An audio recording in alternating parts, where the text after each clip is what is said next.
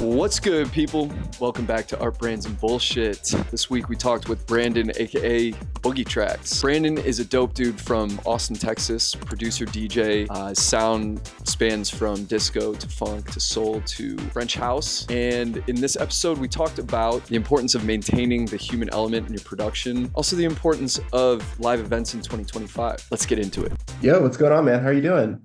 Doing well, Brandon. How are you? Good, good. Dude, Yeah, man. how's life treating you these days? How you doing? Good, man. Good. I'm pretty busy, just with the kiddo and just like Nice. the different projects and stuff. But yeah, life is good, man. Yeah, how about yourself? Dude, same, man. Honestly, just like busy, new job, like new full-time job. But that's been like absolutely amazing. It's been like a big difference just in terms of like work-life balance and everything like that. So it's been great. The beginning of the year was wild just because like I was in between jobs, but now I'm at like a really good spot. So super thankful for that. Yeah, having that solidarity and like consistent cash flow. It's an For real, important man. Yeah. dude. I'm curious as far as like so you're based in Austin, right? That's right. Yeah. Tell me about the Austin scene. Like what's going on? What's the state of the scene? How do you feel about it? What comes to mind? Yeah. Yeah, it's a good question. So the Austin scene, actually, it's one of those things I feel like so I think for starters, Austin is a college town. Like that is just very much like summers here can tend to be dead. And just it's a college town, especially like where the clubs are close to and where they're at. So summers can be dead. Also, summers are very hot. So that can cause an issue. But it really, I think what drives the Austin scene is kind of like what's popular at the moment. Like right now, I think well, a couple years ago, or maybe like a year or two ago, tech house, which is still popular, is still Mhm. very much like all the rage. Right now, there's a big kind of push or movement just around like the popular stuff, like Latin house, Afro Mhm. house, like that stuff is really, really popular. And so I do think Austin can tend to, like, I know people ask like, what's the Austin sound? I do think it could tend to be transient. I think especially also too with COVID, just like folks who have like moved in, they're bringing their sound and their culture, and a lot of people do move here. So a lot of people kind of help shape the culture. So right now again, I think it's like Latin house and Afro house are really, really popular. That's where you're seeing a lot of the ticket sales and just a lot of movement and a lot of the events that people go to. At least that's the vibe that's happening right now. That's really interesting. Yeah, the Latin house, especially the Afro house thing, is super intriguing to me. Yeah. I will admit I don't really get it. Like Yeah. I I'm passionate about other things more so, put it that way. Yeah. Uh, Yeah. but people are crazy about it. Like It's a yeah, it's tough because like I maybe in like 2015, like when I was DJing, or like when I had like started doing like club sets, because I started off as like a wedding DJ and then kind of transitioned to doing more club stuff. I was playing a lot of like Black Coffee and I was like super interested in like the sets he was playing and everything like that. Like to me, like that's like Afro house, right? totally. And yeah, just seeing like the emergence of it. I think maybe since he's done like a lot of like I think it's the circle set and he's done obviously he's just grown more and more and more these past couple of years. It's crazy to see the wave. I think there's a lot of artistry to it with like when people are mixing just because if you hear the extended versions of these songs, like they're like 8 minutes long, so you can really mix them in. So it's dope, but yeah, I think after a while it starts to get like really it's just like a groove, which is good, but after a while it's like there's not really much changes in it. So Mhm. yeah, it's not like my bag anymore. I'm definitely like more attached to like the French house, like disco house type sound. Um Yeah, but yeah, to your point, like I get it, but like it's just not my thing. totally. Totally. Yeah, teach their own. And I think, well, I'm interested to dig into the whole disco house thing, French house, disco house stuff that you're mentioning, Yeah, for sure. because there's very clearly this emergence, or if you want to call it a resurgence of like disco flavor. And even just talking about it in comparison to like maybe it's tech house, maybe Afro house. What is it that disco house brings for you, like vibe wise? Yeah, I mean, with my background and just kind of growing up in New York, Mm, classic house tends to be something that like I've always really have drawn like close to because I was playing on the radio, right? mhm, And so I think also too like just being heavily influenced by like the Homework album by Daft Punk and then Discovery, like big albums for me just growing up and listening to them like over and over and over again. Those have always like inspired me. Also too, I think at least for me personally with disco house, what I coming also from just a big background in hip hop, the use of sampling and the use of like really well created and crafty sampling is mm, something that I always adore. Like I'm a big fan of like The Alchemist um, and just like how people use sampling to create a groove and create a vibe is something that like does transition well into disco house, and it's something that you know, especially with folks who are in the genre who are sampling records, and props to the folks who are getting like live singers and everything like that. There is yeah, something that hits different when you have like those vocals and just how music was made back then. And I think the music, even the themes itself, it's uplifting, it's soulful. I think that, we not to throw shade to techno, but like we can only be in the dark room for so long. Not again, no shade, but I think just kind of like where things are just or just in general, I think the music in itself has just a positive shimmer and a glow and a shine to it. mm, That's really exciting, that's really engaging. And I don't know, I feel like I've this project has been built around like positivity. So for mm, me, it's culturally relevant in terms of, what I grew up with and what I enjoy making. But I think, yeah, now it's like more relevant than ever. Just like, again, we've been in that dark room. We've kind of like pushed the techno vibe, and it's still there, and I don't see it going anywhere. Like it's amazing. You see like the energy in the rooms. mm. But I do think that there is a really big push for disco house and the energy that that music brings with it. Like I'm looking at like Dombreski's like doing the disco dom thing now. Obviously, Purple Disco Machine, super popular.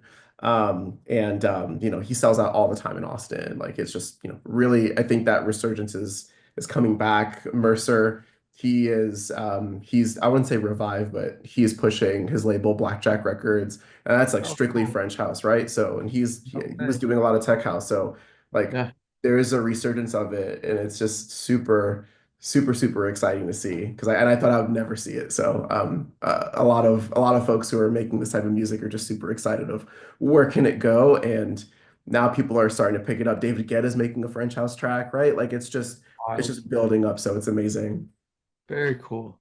Well, I just one thing that I want to note is like the sample-based mindset. That it's cool to hear that's like a focus when you're sitting down to make some of this stuff, or maybe even just digging for tunes. Like Yeah, it has that kind of flavor or feeling to it. If you think back, like when house was starting, when techno was starting, there was so much more sampling happening than like percentage wise than like the production that's happening now. Like yeah, like you think about like all the like Detroit ghetto tech stuff and like just like yeah, the gutter like yeah, almost comical chops of like yeah, vocals that are happening, and yeah, there's a certain feeling to it that it seems like production kind of got away from, and yeah. maybe we're heading back towards that a bit. Yeah, it's actually funny that you mentioned that. I have a friend, and I've also pitched stuff to a couple labels, or let's talk about in particular Razor and Tape. Mhm, One of the things, or one of the feedback that I've received from Razor and Tape, and just in general, is like some of the productions that are newer, like recent, that are coming out right now, they mhm. sound too clean. Like Yep. they're just too, you know what I'm saying? Like there's an amount of polish. Like you listen to like something on like a glitter box or anything like of like those larger disco labels or even Purple Disco Machine. There's a level of polish in it that, I will say commercially it's like really good. It sounds squeaky clean. And, for a lot of people it's great. But yeah, to a degree, like for some of these labels, like I think of Toy Tonics too, there's a level of grit that you hear in the records. And it's I think that that's starting to become more popular. And my records, like, because I'm not like I never took a class or anything like that. there was a level where they were sounding pretty polished and everything, and now I'm kind of trying to get back to that grittiness, and a lot of producers are doing that. A lot of producers are using like old MPCs. I think of there's an account called Taylor Rhythm, and it's two DJs. I don't know if you've seen it, but they No. basically they remake all like 90s classic house music all in the original year. And I know people who are like spending money on like plugins to try to emulate like that old school, and they're just like chopping the bits, like you're doing something at like yeah, just literally reducing the quality of the sample down to Right. emulate that feeling and emulate that grittiness. So that is something that I'm seeing a lot where people are like, hey, like send me something a little bit more raw. Mhm. And that tends to do like well, especially like, from like an underground perspective too. So yeah, I think there's a balance between what's really popular with commercial, but I think that people are really starting to say like, how can we get these sounds to sound not as polished? Because, now with Ableton and with the tools that you have at your disposal, you can make something sound super clean, super polished easily, but you have to really work something through to get something super gritty and sound, undergroundy in a way. Yep. Yeah, absolutely. Yeah, the disco, like music in general and live events, it's like there's such like an important human element that's needed there. Like, Yeah, like yeah, you can have the most fire music sound system, whatever, but like what brings it home is like the people and like always. you know, and you start to get away if you start to get away from that in the music and it starts feeling too programmed, too polished, like you're saying, the it yeah, it loses that organic human feeling a bit. Yeah, And I think to your point, like there's so many damn YouTube channels and like classes like teach you how to polish stuff and perfect it and whatever. yeah, And maybe now it's like, okay, we've kind of gotten it too perfect. Let's bring yeah. some chaos into it. Let's bring some grit, some funk, some soul into it. So Yeah, I mean it's true. It's wild because I think to a degree there's just a level of like roughness that records could definitely use. Like I think like where we've come, and I don't know. I just think that with the way that everything has become super polished, and obviously like AI is a big topic, right? Like you can use AI to make something sound great, or like you have tools at your disposal to make something sound super polished, super easily. Like it just kind of takes away from that and takes away from like the human element of it, which I think that's obviously like a conversation that's happening like in real time right now and how we focus on that. So yeah, yeah, absolutely. And it brings an importance to live events. If no matter how you feel about AI, no matter how you feel yeah. about tech and everything. Hold on a second.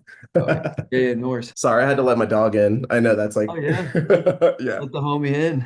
yeah. Uh, yeah. No matter how people feel about AI or tech or whatever, like that Hmm. general direction. Like one thing's for certain that as that stuff progresses, people coming together is that much more important. Uh, Always. like we're hanging out over Zoom right now, and Yeah, the time that I spend on Zoom versus like actually with people, yeah, like I don't know, it's way higher than it was 10 years ago. yeah, And I just cherish the moments where you actually get to like pull up and like, yo, we're here together, yeah. you Bro, know? it hits so different. And I think Uh-huh. it's funny like when we were all kind of like locked in with COVID and like with lockdowns and stuff like that. And then once that was kind of brought down, everybody was like, all right, like let's make things happen, like let's get out there. And there was such a resurgence of that. And now like we've kind of in some ways like we've have like retreated back in for a little bit. But um yeah, no, it's been fascinating to see. But the human element of like I think of even at parties, like I think of I don't know if you've heard of Book Club Radio. Yeah, But yeah, yeah, they seeing those parties and seeing I would say that does really capture the human element. Like yes, there's video. Yes, like you're seeing the DJ, but then you're seeing like the rules they have and everything and like the folks in the background just like dancing, enjoying the music. Like, there's nothing that can beat that. And I think even as like a producer, like when I'm making music, Hmm. I'm not visualizing like is this going to satisfy the algorithm? I'm not visualizing like, is this going to like, playlist? If it does, that's fantastic. I'm visualizing people dancing to it. Like that's Yeah. all I care about. Yeah, and I think whenever someone shares a video of like, someone dancing or to the music that I've made, that is like that is what keeps me going because I'm like, okay, great. Like I don't care really about the streams. What I care about most is people actually DJs getting the record, enjoying it, and enjoying it enough to put it in their set because that's how I visualize the music being made. I'm like, can someone dance to this? Can someone have a good time to this? Can someone create a memory in a moment if this song comes on, right? Like that's why I do it. So it's always exciting to see like all those human moments, those human interactions, and getting DMs from someone saying, "Yo, my life changed on the dance floor after hearing your song," because all my friends heard it. Like yeah, I'll never get enough of anytime someone reaches out. I'm like, hey, I'll send them the song. I'll send them all my music. I'm like, just Yeah. enjoy Take it. my whole catalog. I don't care what you do with it. Just enjoy. Like this is why it's made. It's made for human consumption. So Right. yeah, Yo, if you're feeling what we're talking about, you should be in our Discord. It's called the Artist Evolve Community. It's a place where like minded individuals, creatives, forward thinking people come together to talk about their creative process, what they're dealing with growing their brands, and everything in between. We've got Q&As, we've got workshops, we've got industry professionals who tap in, and best of all, it's free. So hit the link below and check it out.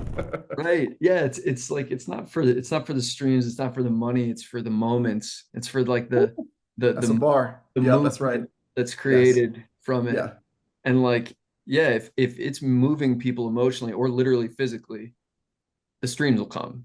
Yeah. The Exactly. the people will go back and listen to it. It's more fun. Exactly. It's so true. It's so true. I mean, the records that are gaining traction now are ones that like came out that I put out maybe like 2 or 3 years ago. And now it's just starting to catch. And that's to me that's exciting because I'm like I knew that these would be great, but I'm excited that like people are dancing to it. Yeah, That's what makes it special to me. yeah, totally.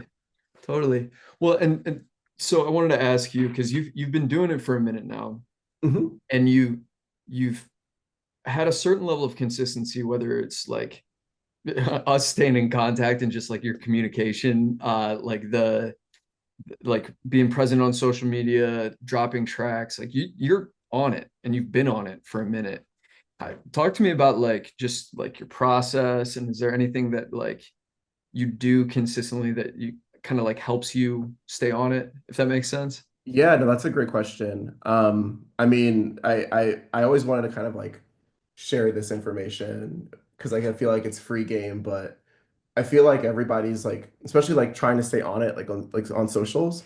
And this kind of draws back to that human element that you're getting to. But what I'll do is I'll go on SoundCloud, I'll search my artist name, I'll search Boogietraxx.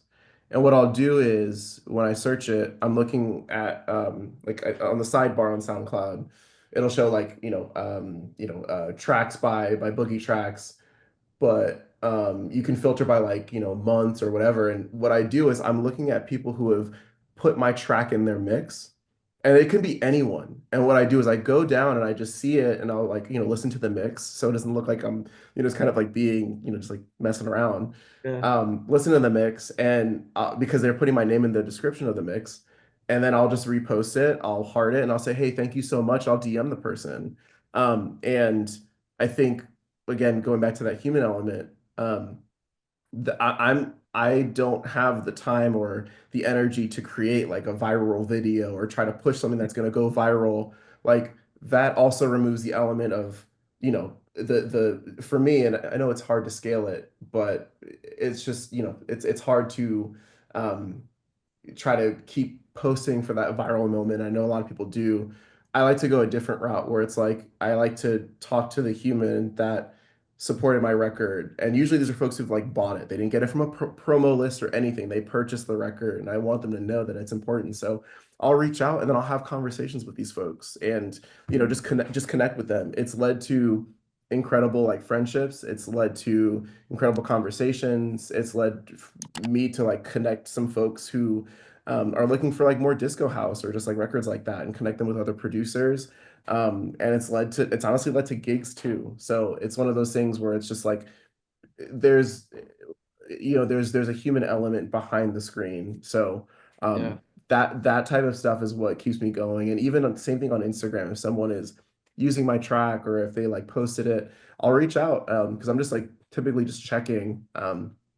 And I'm just gonna say I'll just reach out and say, hey, like thank you so much for supporting the music.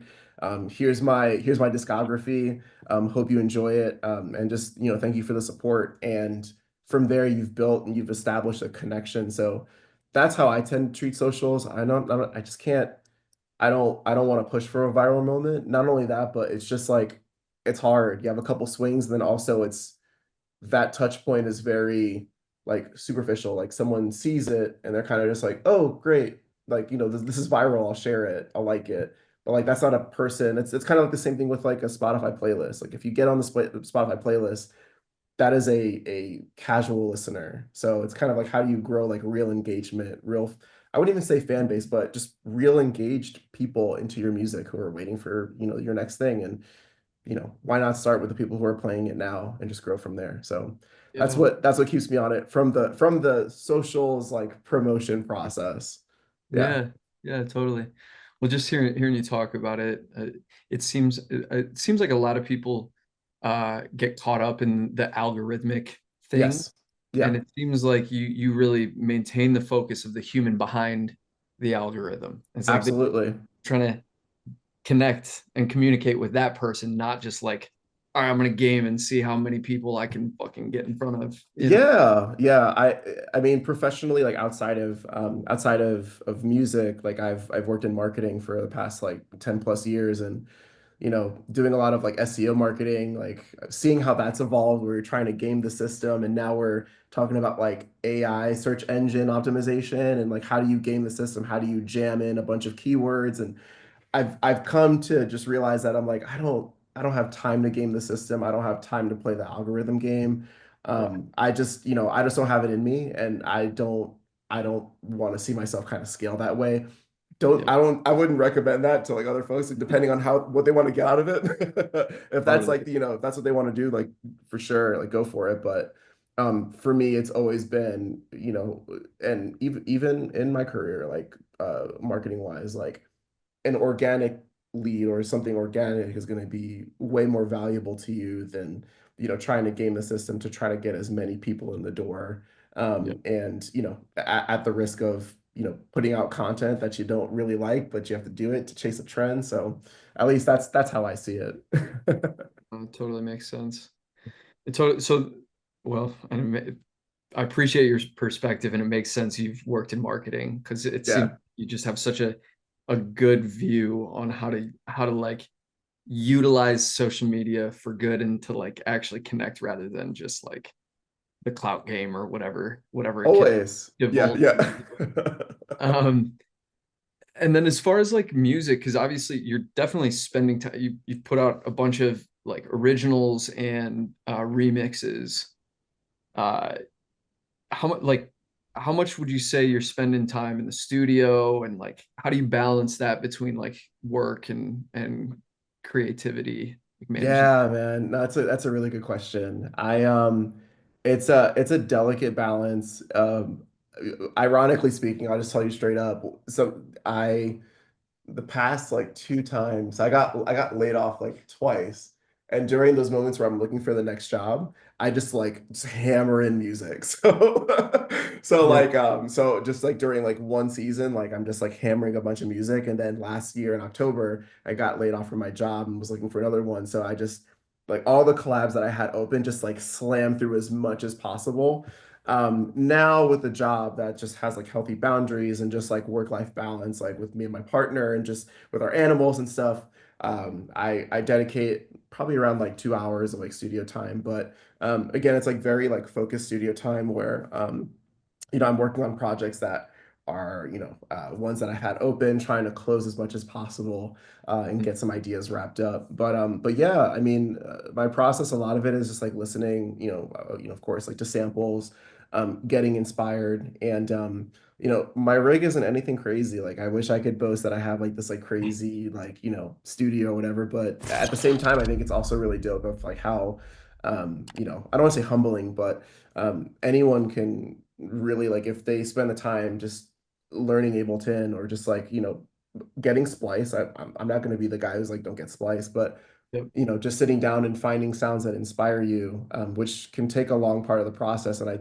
spend most of the week like on Spotify or whatever, whether it's listening to samples, using that, and then bringing really good ideas that I've like, heard or getting inspiration, and then using the studio time to implement on some of the things that like I've listened to or found throughout the week, whether it was through while I'm commuting or Yep. while I'm like working. So yeah. So, but the studio time I try to keep focused.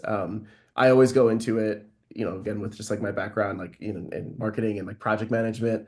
Mm, I go in always like being heads down, trying to figure out like how can I finish this record, how can I make it sound great, but also knowing my strengths. Like my strength is not really getting like a dialed in mix down.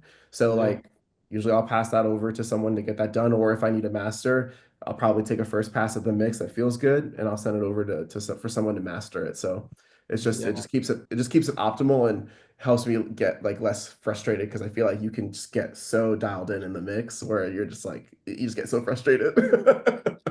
Totally. Yeah. Music and even just like making art in general, it can be so open-ended that you end up just like in this constant iteration searching process that Yeah, you only have a certain amount of time. It can be yeah. very demotivating to It's true. I have to learn to balance that because one of the things that like I have a hard time too dealing with is in-person sessions because I'm just like I just want to like get this dialed in and done and work on it, but in-person like sessions, that leads you to grow and like not that I don't love a good collab, but for me I'm just like I want to like try to use the time as efficiently to walk away with something, but some in-person sessions don't go that way. So I think that's a big thing or a big focus of growth that I'm trying to grow from because I think there's so much value of having that and being in person. It's funny because I mentioned the human thing, but I'm just like, no, just send files over. yeah, But dude, totally. but there is so much fun and energy and excitement of doing in-person sessions that I have to learn, and I'm always like learning and asking for tips on how to best utilize having like sessions like in person rather than just doing a Zoom or just like passing files around. Yeah. There's kind of a parallel as you're talking about it that like I've been just thinking about meetings in general to where like with an in-person session, there's sometimes where the goal is like the moment, just like, all right, we're gonna find the thing that then we're gonna expand on. Yeah, That like, okay, we just found the concept that we're both stoked on. Now we can.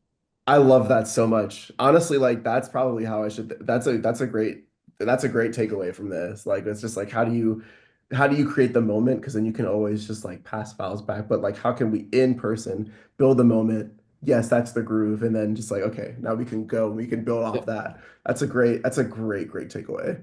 And then yeah, it's making sense as it's coming out of my mouth because you're helping me just like like put this to word. But I think like even with meetings, I cannot stand when we have a meeting and someone just reads reporting and it's Mhm. just like, all right, this is like the cost per click and this is how many it's like, dude, send that as an email beforehand Yeah. so that Yeah. we can talk about what all that means and like Yes.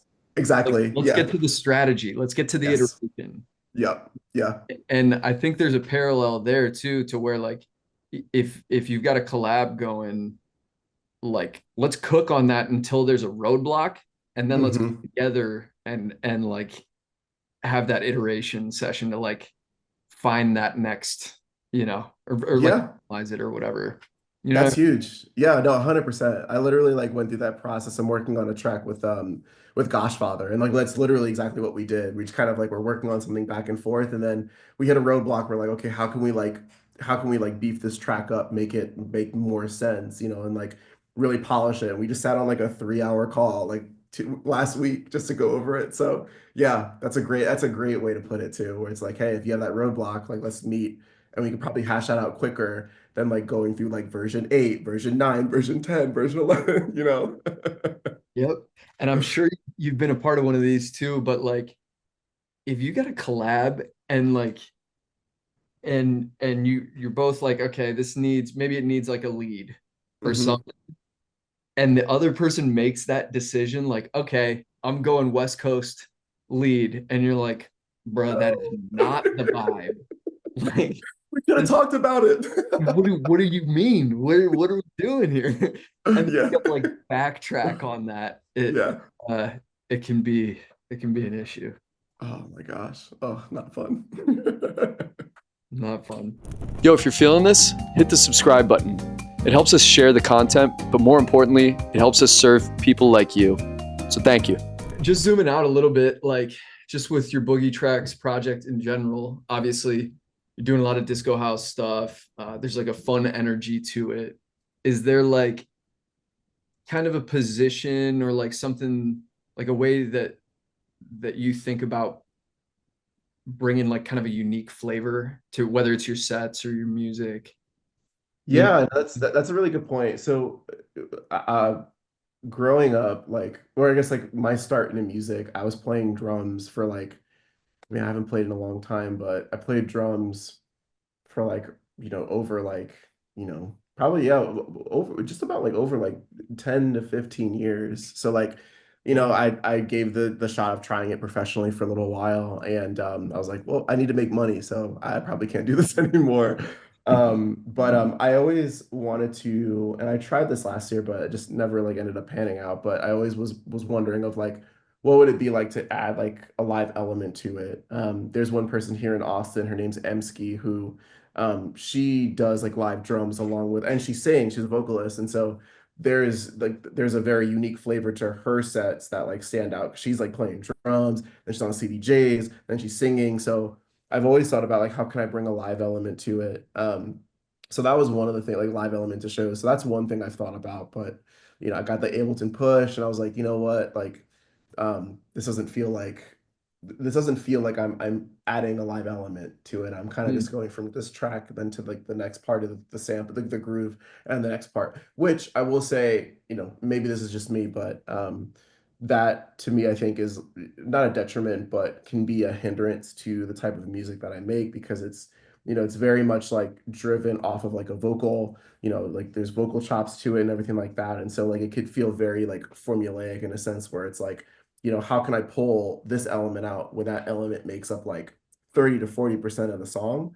But when you go to like, even like bass house or let's say even Afro house, like you can really start to like experiment or even techno, right?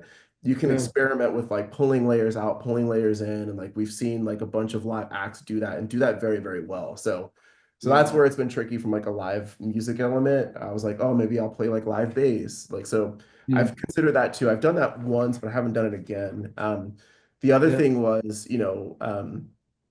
how can I how can I like as like the music or the brand like stand for something? Like, so I Hmm. think the brand of it is, really just like positivity, love, just radiating like just the human element, human connection, and just like encouragement. So that's I guess like kind of where things are at of like how do I like level this up or how do I like stand out from the rest? I feel like that is sort of an element to it.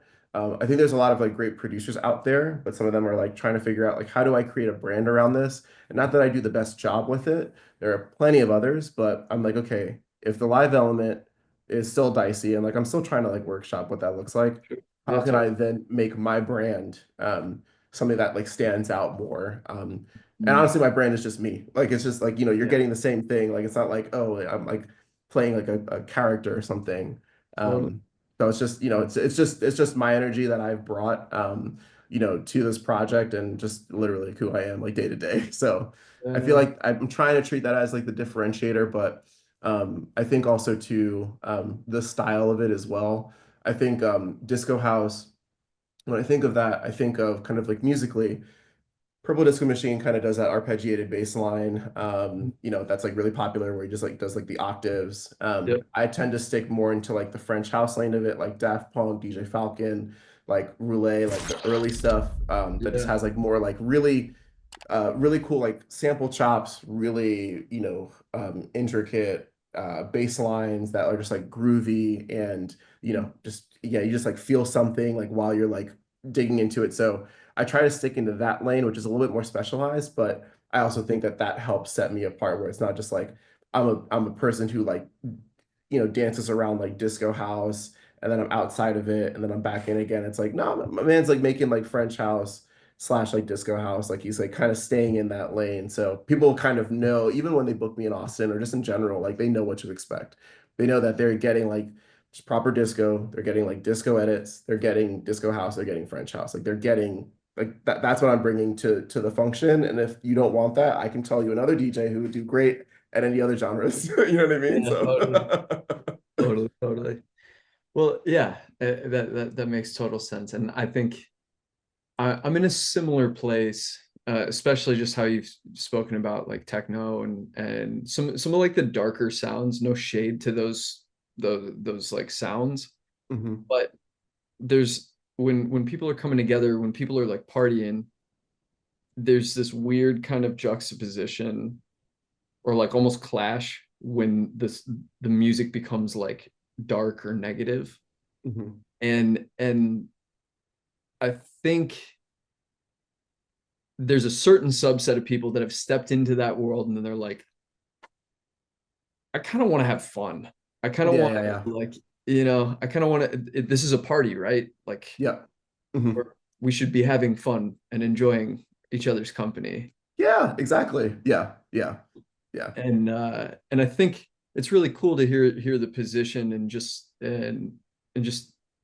dig into like the nuances of what you're doing because it obviously disco has like a fun warmth to it and it's Hmm. super danceable, but the distinction of like the organic, the grit, the like the funk, the sample chops, like it it it leans into that human element that you've spoken about a bunch. Yeah, And yeah.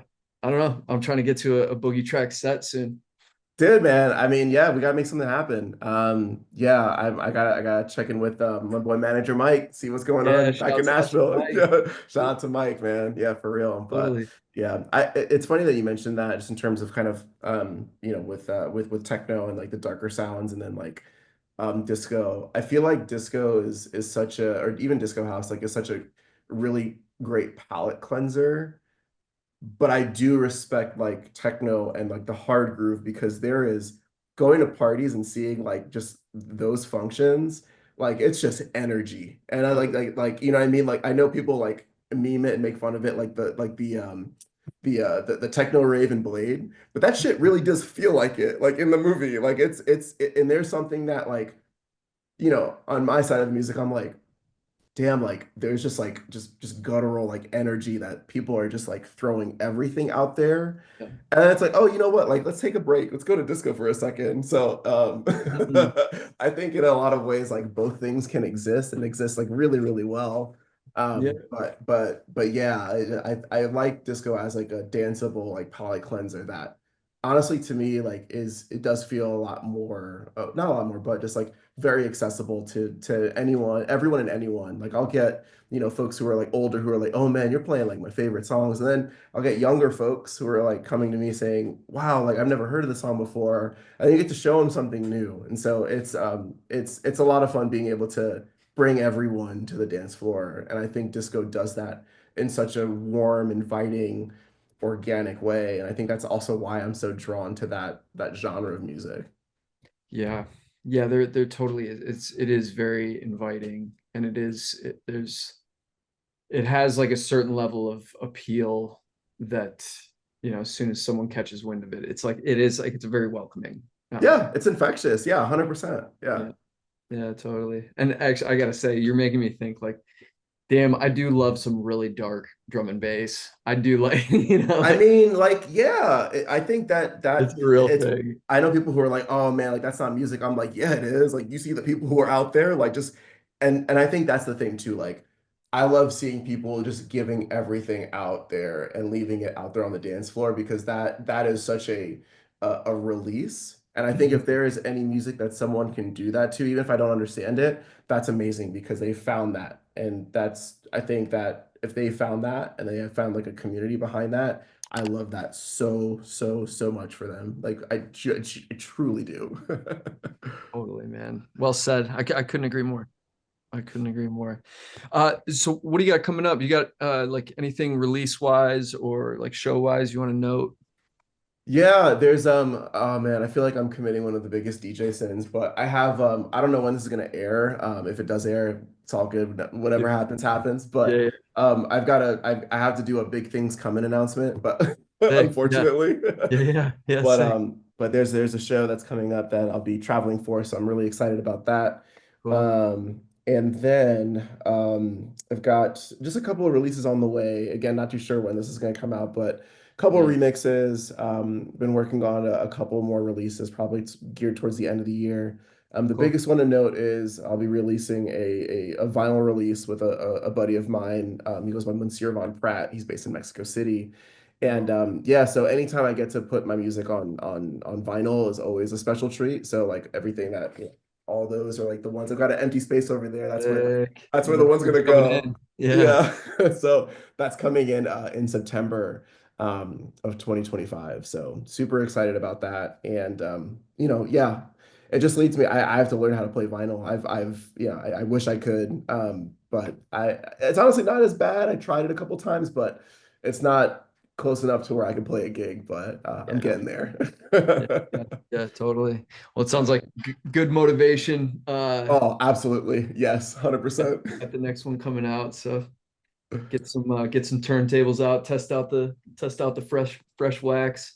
I know. How about you? What you got going on? That's a great question, man. I am, as far as my music stuff, I'm in kind of a learning. I'm just like in like a stacking phase. Yeah, I shot a bunch of content.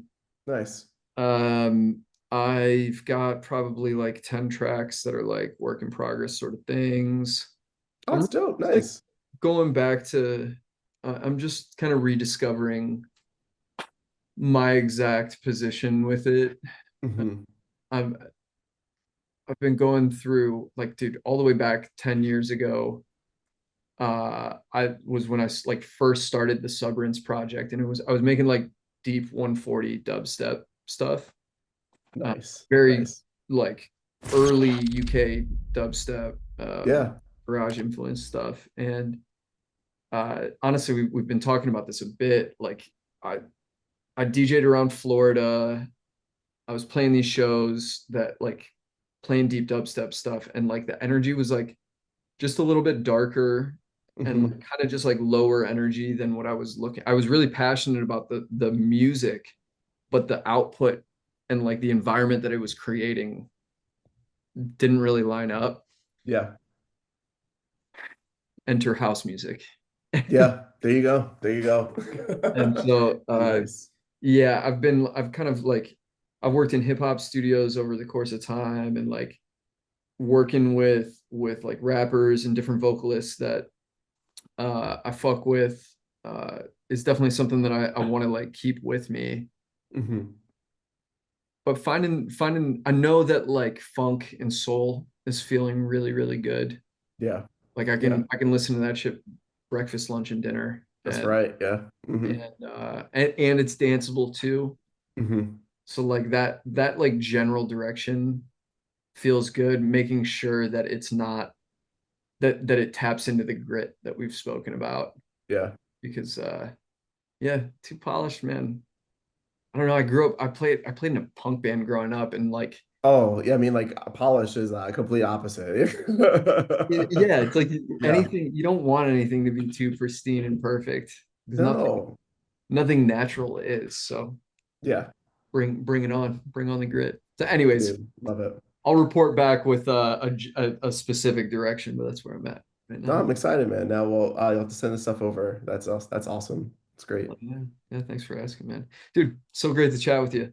Likewise, man. No, I appreciate the time, dude. Seriously, thank you so much. It's been a pleasure chatting with you. I know we've chatted on the phone and in message, but never had like a face to face, whether face to face type of thing. So Next it's step is been in really great. person, and then Yeah, after that, we'll do the in-person collab. exactly. Yes, man. 100%. Well, sick, man. Appreciate it. Likewise, man. Have a great night. Take care. Talk to you soon.